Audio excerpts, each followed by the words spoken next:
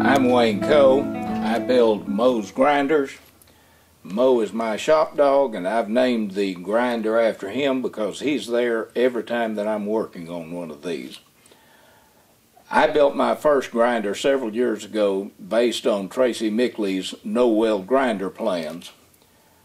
I started building and conducting workshops to build grinders, and have continuously modified the plans. This is the incarnation that we have now.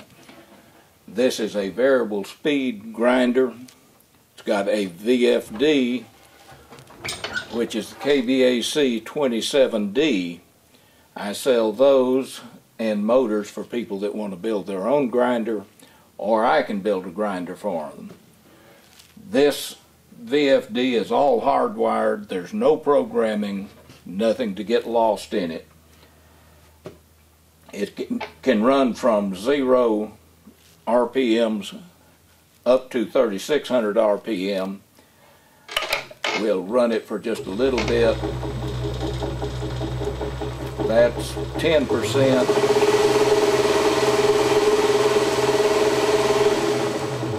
That was only up to about 30% of the RPMs capable on this. This grinder's made of industrial metal, structural metal. This particular one has 1.5 by 1/2 bar stock. Here is a piece of 4-inch angle iron. This is 2 pieces of 1/2-inch angle iron. And here there's a piece of 2 by 3 angle iron for the flat platen. I have a rotating wheel arm that allows you to have much more capability and flexibility with your grinder by rotating this piece. This is with the flat platen up front, and you also have about a 3-inch slack belt area here.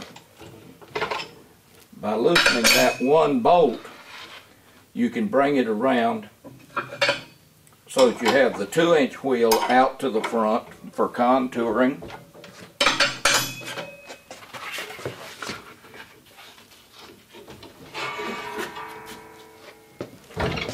And you have this appearance on the grinder. You can also turn it right on around. By having the 8-inch wheel up, then you can have all of this as a slack belt area. The platen is back on the back side now.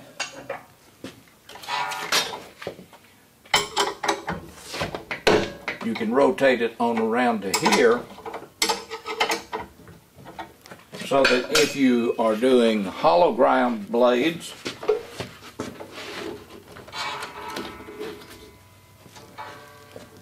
then you can have your big wheel toward the front. So I feel like this grinder has a lot more capabilities with a minimum of expense. In this, you bought 2 contact wheels to have what normally you would have 5 wheels to accomplish all the same features that this has.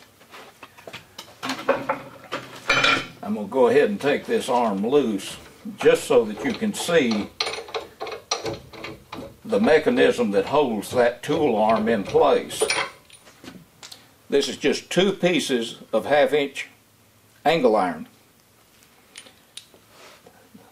There's a threaded hole here in the center, and when you tighten that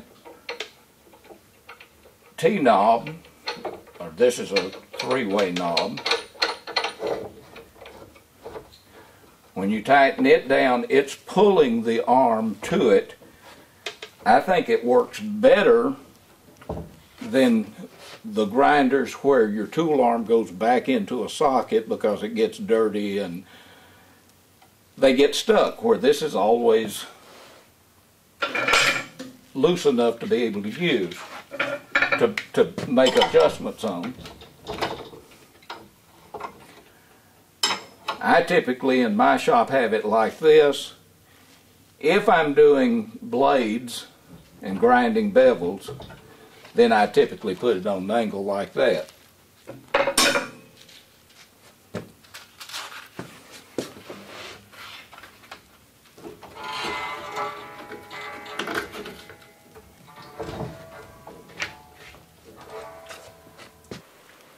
Okay, now then we have the steady rest or tool rest that is infinitely adjustable because of all these different machine pieces. Then you can move for any adjustment you need. If you have a flat platen and your tool rest, you could very easily have a piece of metal get trapped in there. So to prevent that, you can just take your tool rest and push it into the belt to cut this groove. And now then, with the ear sticking back on both sides, you cannot be captured and your piece of metal slide down, which can be very dangerous. In this particular one, I have ground an 8-inch radius so that when you're here, I have ground a 2-inch radius for here, because you can adjust this to any of those positions. Another feature that we have built into this grinder is that a lot of the knife makers are wanting horizontal grinders and they're buying another expensive piece of equipment. If with this, because we have this back piece at 90 degrees,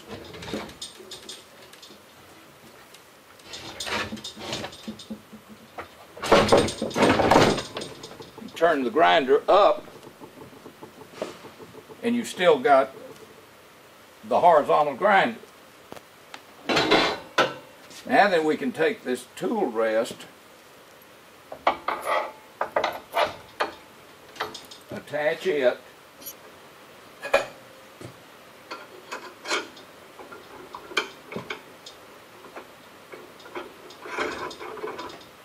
and now have your tool rest on a horizontal grinder. Okay, if you're wanting to use a horizontal grinder, then you can have it in this orientation and you're working across the length of the belt. Okay, with this 4-bar tool rest, which I described a while ago as being infinitely adjustable, I have reconfigured it now, moved this machine part to the opposite end, and we can drop this rest in where we have the 8-inch diameter and have support for your work there on the 8-inch wheel. By the same token, you could reconfigure it with this on this end, and with the 2-inch contour wheel you could have support. So with this tool rest, you can adjust it for any needed application. Knife makers are also using disc grinders in making their knives. The advantage to a disc grinder is that you can get things dead flat. This is Rod Nielsen's interchangeable disc system. It comes with one hub, and then you buy as many discs as you want. You can put multiple grits on, put a different grit on each disc, so when you need to change disc, you don't destroy your piece of sandpaper.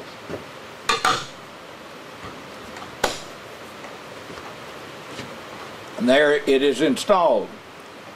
Now you can start the grinder. That's turning in a clockwise direction. That would be for when you're grinding your knife on this side. You can then stop it, reverse it, turn it back on. Now then it's turning counterclockwise, and you would grind here.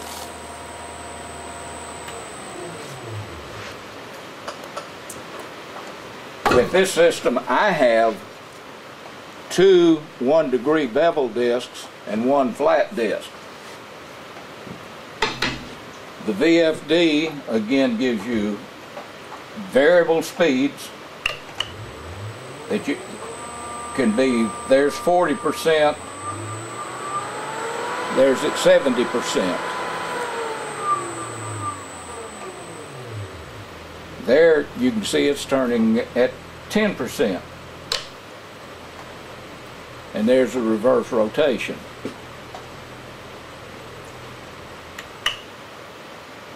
Now with the grinders that I've been providing and questions that I've been answering for people, the belt grinder has the KBAC 27D that will accomplish up to 1.5 2 horsepower motors.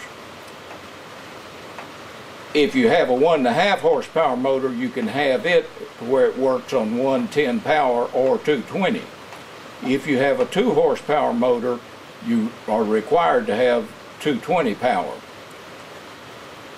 In my experience, having a 1.5 horsepower motor has a lot of advantages. For one thing, you can plug it in anywhere. Even if you have 220 power available in your shop, you may wind up deciding you want to move your grinder to another location. Or you may need to take it to another shop. There's any number of reasons that you might need to be able to operate on 110, 115 volt power. The plugs are universal. You can just plug it in anywhere. My experience with my grinder with 1.5 horsepower, I believe, is partially due to using a 3-phase motor with a VFD.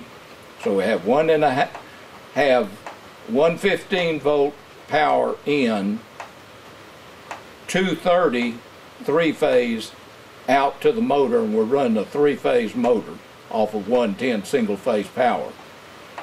I cannot slow my grinder down, and I have been at conferences and I have challenged other knife makers to slow it down, and I've had to hold the grinder down to keep them from turning it over.